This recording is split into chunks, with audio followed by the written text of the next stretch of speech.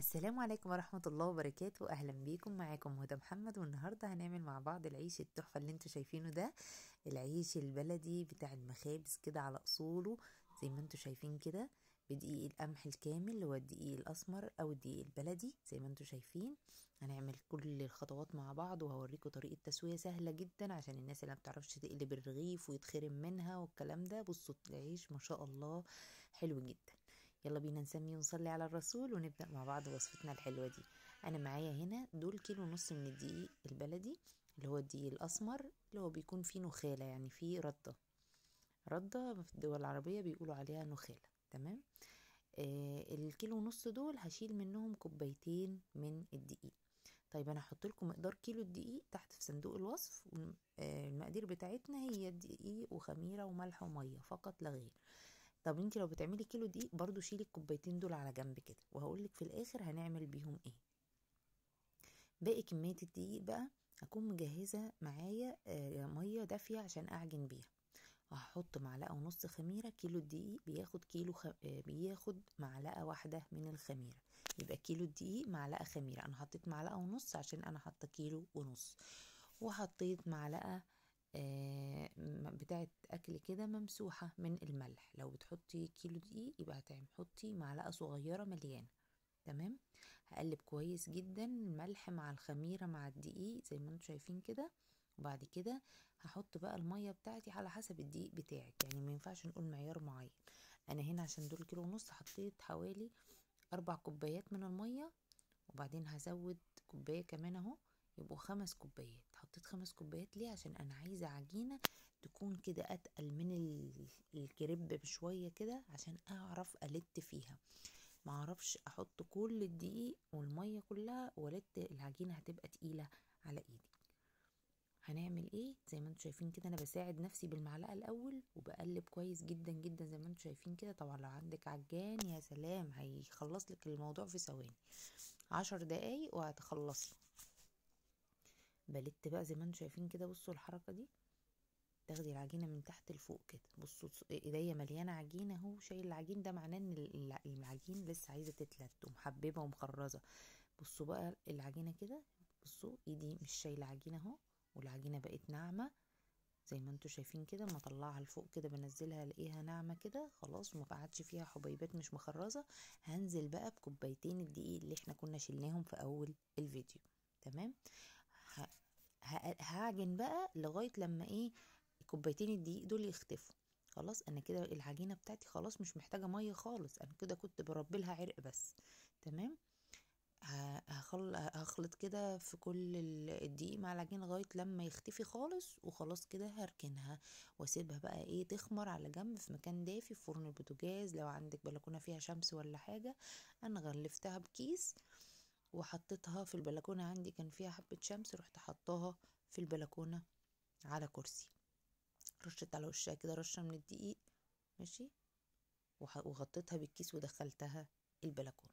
قعدت معايا ساعتين وايه وخمرت.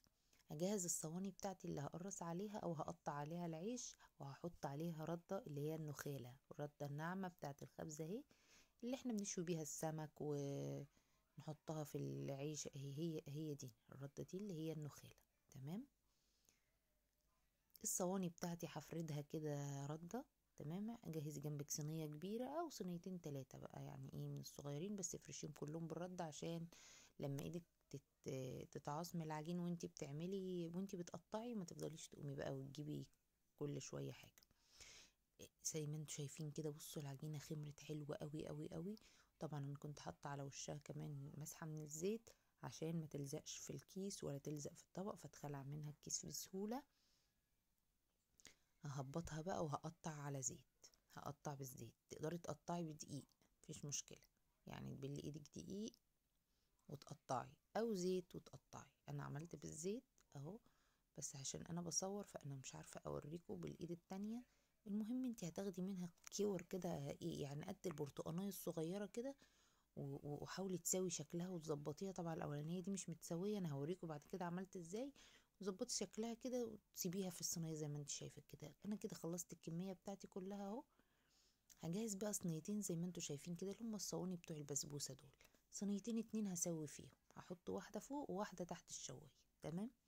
وافرد الرغيف بتاعي واحط على وشه كده رشة من الدقيق. طب لو خلص الدقيق البلدي بتاعك، مع نص كوباية من الدقيق الابيض عليها معلقتين من الردة، قلبيهم وادهني بيها ايه، رشرشي بيها على الوش عشان تعرفي تفردي الدقيق. بفرد من جوه لبره، من جوه لبره. ما تحاوليش ان انتي تخلي النص رقيق علشان خاطر يعرف يقب معاكي والعيش يفتح وما يبقاش كله يخرج الهواء بتاعه. تمام. بفرد اهو من جوه لبره، من جوه لبره.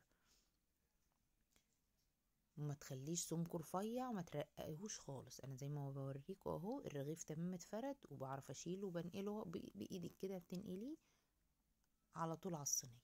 تمام. هنقل على الصينيه الرغيف واخده على عين البوتاجاز على النار لغايه لما بصوا يشمع كده من تحت زي ما انتوا شايفين. انزل بيه على طول تحت الشوايه. انا مش مولعه الفرن خالص، الفرن مطفي، مولعه الشوايه بس، يعني بخليه يشمع فوق على البوتاجاز وبنزل بيه تحت الشوايه زي ما انتوا شايفين كده. انا مش هفصل الفيديو خالص، هوريكم كل المراحل بتاعه التسويه. بياخد بقى تحت الشوايه كده يفضل يقب. طبعا لو بتعرفي تقلبي بقى الرغيف والكلام ده، سوي فوق على طاسه وخلاص وريحي نفسك. بس خدي بالك ان انت لو قلبتي الرغيف واتخرم منك مثلا ولا حاجه، خرجتي منه الهواء، مش هيقب منك خالص. فدي اسلم واسهل طريقه لحد لسه مبتدئ عشان يسوي العيش مظبوط ويطلع منفوخ كده وحلو قوي زي بتاع المخابز، وكأنك عاملاه في فرن بلدي او فرن فلاحي زي ما انتوا شايفين كده. بصوا انا هو خلاص هو كده استوى، بس انا عايزه اديله لون كده من على الوش، يعني ياخد اللون اللي هي النقطه البني ولا الذهبي اللي على الوش دي، علشان كده ايه تحس ان هو الرغيف لونه حلو وشكله حلو كده ومستوي كويس. طبعا في الاثناء دي انا حاطه صينيه تاني فوق على البوتاجاز، هاخدها دلوقتي هتكون شمعت وهنزلها فين، تحت الشوايه اهي. ده رغيف تاني اوريهولكوا برضو عشان تشوفوا. بصوا برضو ما شاء الله اهو الكاميرا زي ما انتوا شايفين ما وقفتش. بصوا بيرفع خالص ويديك النقطة دي. بصوا ما شاء الله. وبصوا القعر مستوي وجميل. كل اهم حاجة بين كل تسوية وتسوية امسحي الصينية من بواقي الردة اللي بتبقى سمرة فيها دي، علشان ما تبوظلكيش العيش ويبقى فيه نقط سودا من تحت. نفتح العيش بتاعنا الجميل ونشوفه زي ما انتوا شايفين كده. بسم الله ما شاء الله كله مفتوح وحلو قوي. اعملي الحجم اللي انت عايزاه بقى، كبير صغير براحتك مفيش مشكله. سيبيه يبرد خالص، او لما يطلع غطيه بفوطه. كل العيش حطيه على بعضه وغطيه بفوطه عشان يفضل طري معاكي. وبعد كده بقى تشيلي الفوطة من عليه ويتهوى ويبرد خالص، وبعدين تعبيه في اكياس بقى وتحطيه في التلاجة، او لو عاملة كمية كبيرة حطيها في الفريزر وحطيه على قدك استخدامك في التلاجة والباقي في الفريزر. يا رب تكون الوصفة عجبتكم، ومتنسوش بقى تدعموني باللايك والشير والكومنتات. ولو انتوا اول مرة متنسوش تشتركوا في القناة وتفعلوا الجرس وتشير الفيديو لاصحابكم علشان الكل يستفاد. سلام عليكم. اضحك خلي البسمة تنور قلبك، خلي الفرحة تضوي دربك، ما في شي في الدنيا